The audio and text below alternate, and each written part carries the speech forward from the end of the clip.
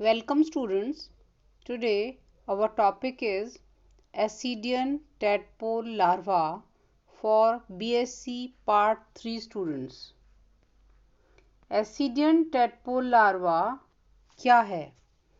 ये हर्डमानिया का लार्वा है और इसके परिवर्धन के समय में एक फ्री स्विमिंग टैडपोल लार्वा देखा जाता है हर्डमानिया में, जो मेटामॉर्फोसिस के बाद में एक सेसाइल स्थानाबद्ध वयस्क एडल्ट के रूप में चेंज हो जाता है।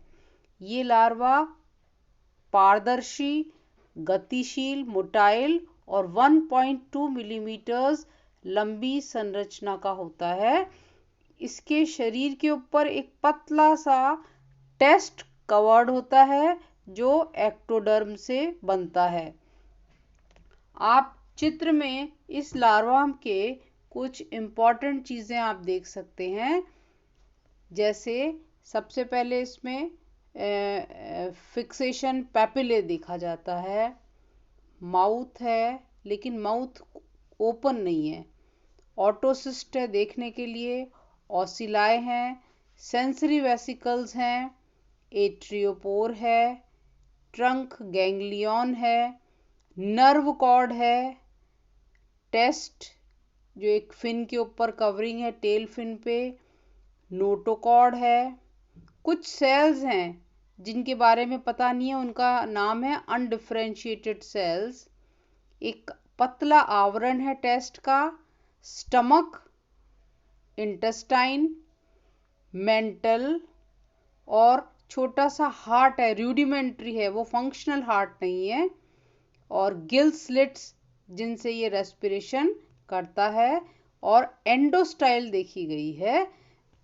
ठीक है, अब इस प्रकार से हम देखते हैं कि इस चित्र को जब हम देखते हैं तो हमें कुछ चीज़ें समझ में आती हैं कि ये जो टैडपोल लार्वा है, ये इसमें कुछ कैरेक्टर्स हैं जो कॉर्डेटा के लक्षण दिखाई देते हैं जिनमें।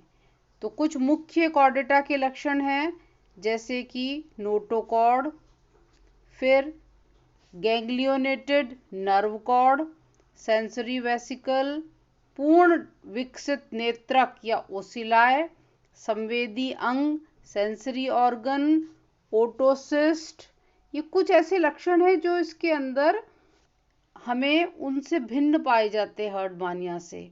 पेरिकार्डियम हृदय की, फेरिंग्स और टिन टेल उपस्थित है। अब ये पाया कहाँ जाता है लार्वा? ये हैबिट और हैबिटेट देखें तो ये फोटो पॉजिटिव है लार्वा और जियो नेगेटिव होता है। लार्वा का जो मुख है ये टेस्ट से कवर्ड होता है, तो ओपन नहीं होता, इसलिए भोजन ग्रहण नहीं कर सकता, खाता नहीं है। तो ये लार्वा 3 से 4 घंटे तक भोजन न करते हुए भी ये जियो पॉजिटिव और फोटो नेगेटिव हो जाता है बाद में, और नीचे की ओर पानी में चला जाता है और पानी में जाके बॉटम में पहुंच के अपने एडहेसिव पैपिले की मदद से सबस्ट्रेटम से चिपक जाता है। जब चिपक जाता है उसके बाद इसमें कायांतरण मेटामॉर्फोसिस की क्रिया आरंभ हो जाती है और फिर ये एडल्ट के अंदर परिवर्तित हो जाता है। बेरेल नामक वैज्ञानिक ने 1955 में बताया था कि ये जो इसके हैबिट और हैबिटेट के बारे में, फिर इन्होंने ये बताया था कि ये रिट्रोग्रेसिव मेटामॉर्फोसिस है इसमें, एसिडियन टैडपोल लार्वा में। तो जो मेटामॉर्फोसिस या कायांतरण जिसमें लार्वा से जो वयस्क बनते हैं, बनते समय कुछ लक्षणों का अपहासन या डीजेनरेशन या प्रतिक्रमण रिट्रोग्रेशन होता है, उनको प्रतिगामी कायांतरण रिट्रोग्रेसिव मेटामॉर्फोसिस कहते हैं। अब रिट्रोग्रेसिव प्रतिगामी परिवर्तन निम्न प्रकार के हैं इसके अंदर, जैसे नंबर 1, इसमें कॉर्डल फिन सहित लंबी पूंछ का डीजनरेशन हो जाता है। नोटोकॉर्ड और नर्व कॉर्ड पूरी तरह लुप्त हो जाते हैं। और ये जो नर्व लुप्त होते हैं ये फेगोसाइटोसिस की क्रिया द्वारा होते हैं।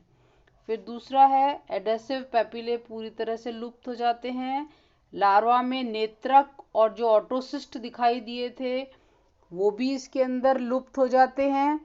और अब इसमें देखेंगे आप कि एट्रियो माउथ जो है वो आगे का जो भाग है वो तेजी से ग्रो करता है, जबकि जो एट्रियोपोर वाला पार्ट है वो उसकी वृद्धि बहुत स्लो होती है।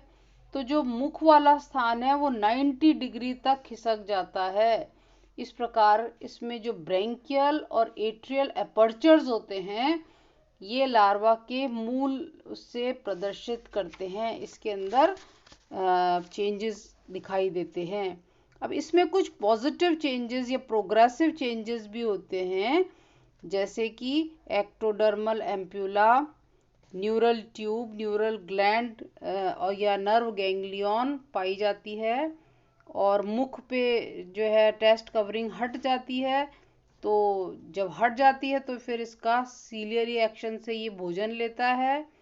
फेरिंग्स विकसित हो जाता है, कैपिलरी सिस्टम विकसित होता है, blood capillary system, stomach, intestine, liver develop हो जाते हैं, एट्रियल कैविटी बड़ी हो जाती है, सर्कुलेटरी सिस्टम में हार्ट और पेरिकार्डियम का निर्माण हो जाता है, और इसके अंदर गोनैड्स और गोनोडक्ट्स का निर्माण हो जाता है। अच्छा, टेस्ट की भी कवरिंग इसमें संपूर्ण हो जाती है और ये एक मजबूत फुट बना लेता है जो इसको सबस्ट्रेटम से चिपकाने में मदद करता है। इस प्रकार एक सक्रिय और स्वतंत्र रूप से जो तैरने वाला एक लार्वा था वो एक जटिल रचना का कॉर्डेट लक्षणों वाला larva non motile simple primitive ascidian में परिवर्तित हो जाता है। गिल स्लिट्स को छोड़ दें तो सभी कॉर्डेट के लक्षण इसमें दिखाई नहीं देते हैं। ठीक है, थैंक्स।